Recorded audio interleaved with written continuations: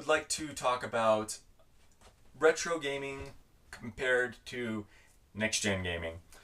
Now, a lot of people wonder which one should they start collecting for, or if they're even interested in retro gaming, gaming collecting, or new age. Now, everybody, if you're a gamer, you're automatically a new age gamer, usually, because you kind of go with the flow of what is the standard. Well, the standard is new age gaming.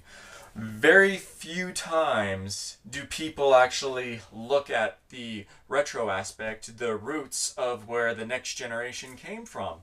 And there has been long strides to get from where we were back in the Super Famicom, Nintendo era to where we are now with the 360, PlayStation 3, PlayStation 4, Xbox One, and where we started to go with it and where it seems like the industry is heading to now.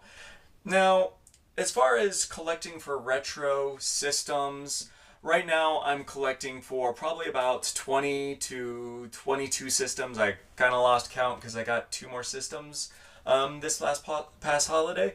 Anyway, it's that's stretching it a little bit. It's a little bit difficult to try to collect for so many systems. Like having a favorite system, like I still have a favorite system, which is, of course, the Sega Dreamcast. I love the Sega Dreamcast. It is a beautiful system.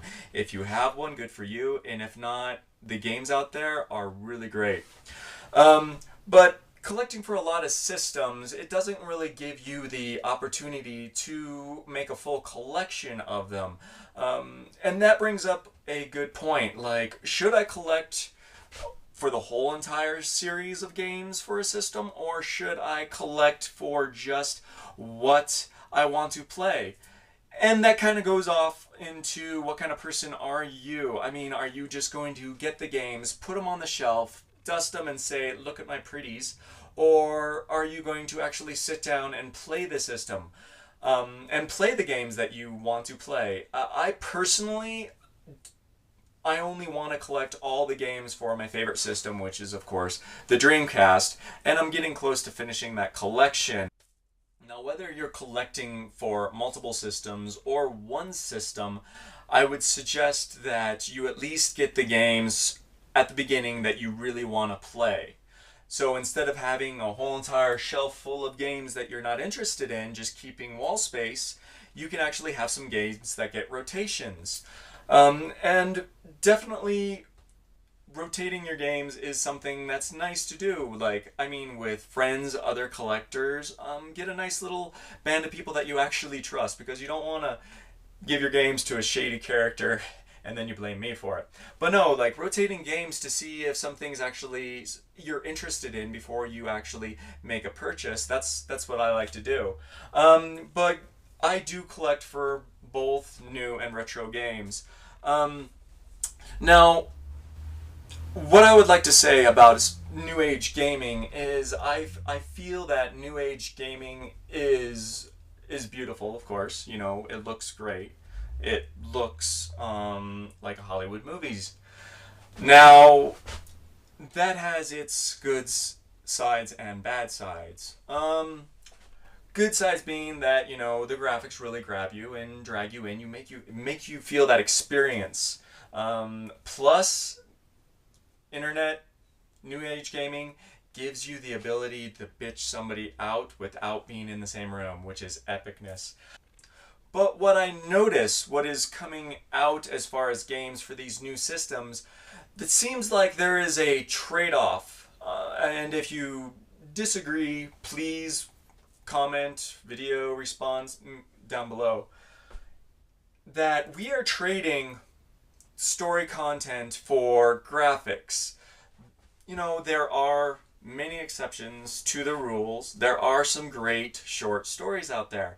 But I miss the long stories, the long sagas that are coming out there that actually pull you into the story and pull you into the character as well. Mass Effect 3, great story, pulls you in. Infamous, great story, pulls you in.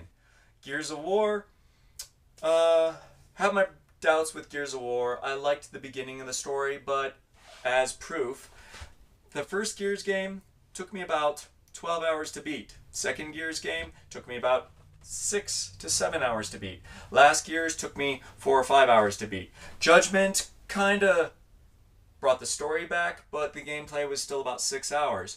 So that's one of my biggest peeves, is like, I want content. Please give me something. I'm not interested in what's on the television. I play games for a story. That's why I play games. And because I'm a hopeless shut-in, trying to reach out and join other hopeless shut-ins. Now, if you are interested in starting a retro gaming collection, there's many ways to start building it. One of which is yard sales. A lot of people kids have grown up, put it in a bin, bring it out to the yard sale, pick up 20 games for 15 bucks. Real easy. Swap meets is another one. You can go in there and haggle the prices. eBay's pretty good.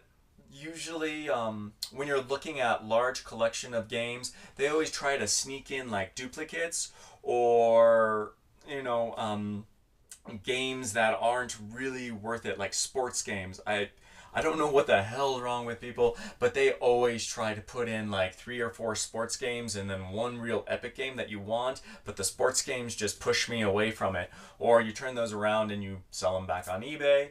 Other way, Amazon, if you're doing a bulk of them, trying to get them through Amazon saves you on shipping.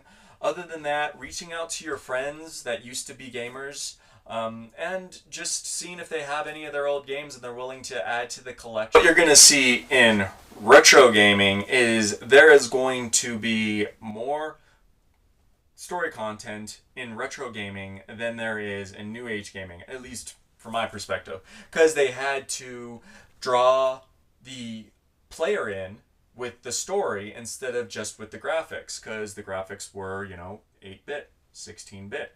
So they had to make up the difference by giving a good story or great gameplay. I mean, who wants to play a game that looks gorgeous but the gameplay sucks and the story sucks? Nobody wants to play that. So, and then as far as new age gaming goes, like the only thing I see with new age gaming is lots of teasing. A lot of teasing. And I don't mean player to player. I mean games that are going to come out. But don't, like, where do they go? They get cut because another game didn't go well. They just put it out there to hype it up to see if anybody's interested. I don't know what they're thinking half the time, like Ghosts. Call of Duty Ghosts. Heard that it did horrible as far as the sales go. From what I understand, because I haven't played Ghosts, I steered away from that one. After I read what I did about it, they and I do like my first person shooters, especially Call of Duty. Love the Nazi zombies, but that was the problem. Like, it was the same story told over again. No Nazi zombies. Activision didn't have the rights to really do the Nazi zombies, so they did, a second-rate mockery of it. The storyline was, same thing, save the planet, save the world, whatever. And I know I shouldn't be talking this, I'm talking on my ass because I haven't played it, but I do have some close gamers that have played it, and they just told me stay away because there's nothing really added to it. Call of Duty Black Ops 2 should be where you stop. And they placed the poor sale of Ghost to the fact that the next generation console was coming out.